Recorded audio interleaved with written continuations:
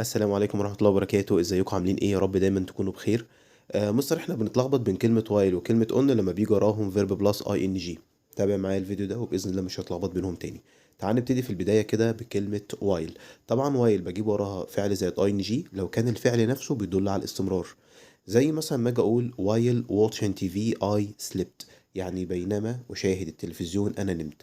عندنا كلمة watch اللي هو يشاهد، ده فعل مستمر يعني بياخد وقت في حدوثه، يعني فعل بيدل على الاستمرار، وبالتالي ينفع اجيبه بعد وايل واضيف ليه اي ان جي. بس خلي بالك لازم تضيف بعد وايل اي ان جي لو فاعل الجملتين كان واحد. تمام. نيجي على كلمة اون.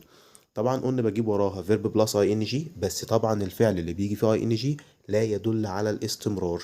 يعني ايه يا مستر لا يدل على الاستمرار؟ يعني ما بياخدش وقت في حدوثه، فعل لحظي زي افعال الحواس وافعال كتير كده يا شباب. طب تعال نشوف كده الافعال دي.